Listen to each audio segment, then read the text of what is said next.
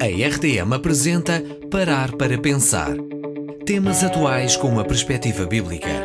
Todas as semanas com Francisco Saccoenda Doido. A natureza da ressurreição de Cristo. A força da fé cristã reside no ato redentor de Cristo, cuja ressurreição constitui a pedra angular, sobre a qual todo edifício bem ajustado cresce para templo santo no Senhor.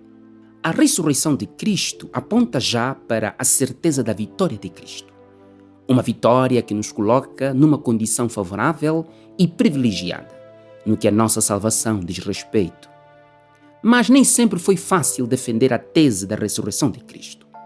Em pleno século I, perante o domínio filosófico greco-romano, falar da ressurreição de mortos era expor-se a todo um conjunto de discussões e controvérsias intermináveis. Paulo nos dá um vislumbre disso. Meu ouvinte, leia comigo o texto achado em 1 aos Coríntios, capítulo 15, versículo 20, onde se acha assim escrito: Mas, de facto, Cristo ressuscitou dentre os mortos, sendo Ele as primícias dos que dormem. De acordo com este texto paulino, podemos inferir três coisas a respeito da natureza da ressurreição de Cristo. Primeiro, entendemos que a ressurreição de Cristo é de natureza adversativa. Segundo, a morte de Cristo é de natureza tangivelmente factual. E, finalmente, diremos também que a ressurreição de Cristo é de natureza declarativa, devocional e consequencial. A ressurreição de Cristo é de natureza adversativa. O meu texto diz, mas. Paulo começa este versículo com a palavra mas. Tudo isso porque ele estava combatendo todos os ataques filosóficos, ideológicos e religiosos que procuravam anular a profundidade, a vitória e a nossa segurança conseguidas por conta da ressurreição de Cristo. Em 1 aos Coríntios, capítulo 15, versículo 12, Paulo diz bem: Ora, se é corrente pregar-se que Cristo ressuscitou, como, pois, afirmam alguns de entre vós que não há ressurreição de mortos? Amigo ouvinte, é por esta razão que afirmei que a ressurreição de Cristo é de natureza adversativa. Tudo porque ela é combatida severamente pelos céticos da época. Em Atos, capítulo 17, versículo 32, Lucas diz: Quando ouviram falar da ressurreição de mortos, uns escarneceram e outros disseram: A respeito disso, te ouviremos noutra ocasião. Os atenienses não poderiam conceber a ideia da ressurreição dos mortos. E isso estava tentando enfermar a fé da igreja, pois a doutrina da ressurreição é a razão última da nossa fé. Nas palavras do apóstolo Paulo, se Cristo não ressuscitou, é vã a nossa pregação e vã a nossa fé. Afirmar que Cristo não ressuscitou é condicionar toda a obra missionária realizada pela igreja. A pregação da igreja gira em torno da morte e da ressurreição de Cristo, pois sem isso, a nossa pregação não passa de espetáculo de pirotecnia. A ressurreição de Cristo é também de natureza tangivelmente factual. Os escritores da Bíblia são cuidadosos ao deixar claro para todos nós o quanto a ressurreição de Cristo é incontestável. Eles apresentam factos, e factos sempre envolvem tempo, espaço e pessoas.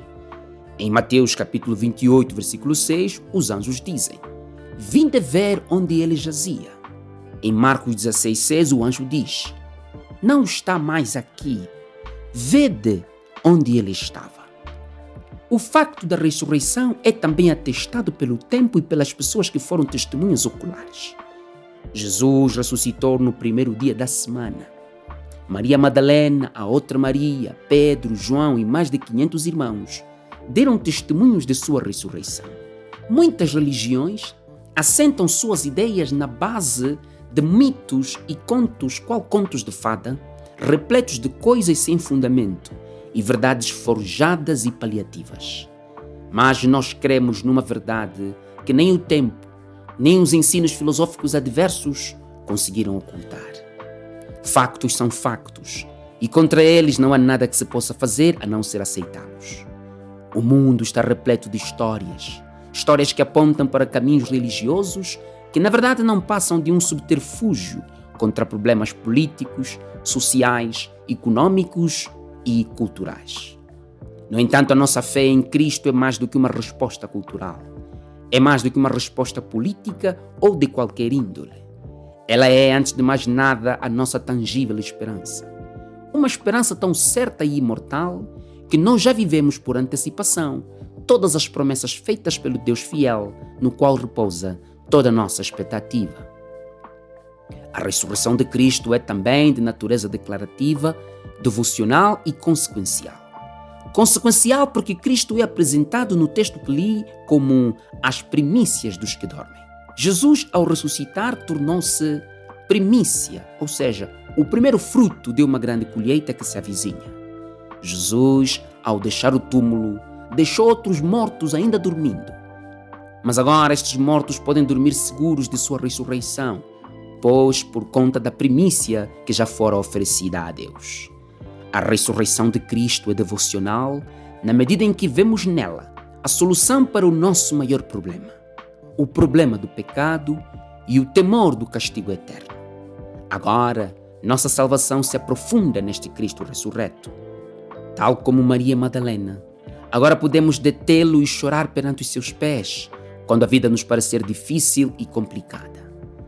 Por ter Cristo ressuscitado, nossa vida de oração se renova, nossa perspectiva de vida melhora e passamos a olhar para tudo à nossa volta com os olhos de Cristo. Cristo ressuscitou, agora podemos nós declarar. Quando perdemos um ente querido, o Espírito de Deus agora sussurra ao nosso ouvido esta declaração: Cristo ressuscitou. Quando a nossa mente tenta nos enganar com suas mentiras, procurando semear em nós desespero, angústia, solidão e depressão, uma frase declarativa irá renovar toda a nossa incerteza. Cristo ressuscitou. Ali, neste esconderijo onde você se encontra, ouça então esta declaração: Cristo ressuscitou. Esta frase terá o valor da sua condição atual. Você vive uma vida de pecado? Então saiba que esta frase pode ser um sinal de que chegou o tempo do arrependimento, pois a vida longe de Cristo é uma dupla morte. Morte aqui e uma morte eterna que redundará em separação eterna do convívio de Cristo.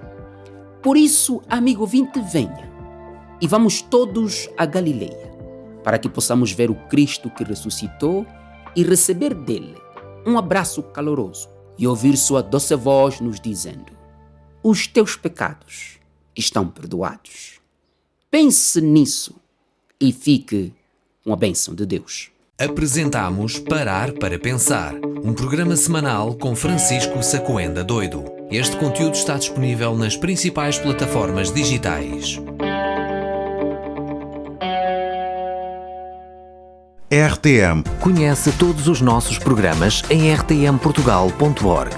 Uma produção da Rádio Transmundial de Portugal.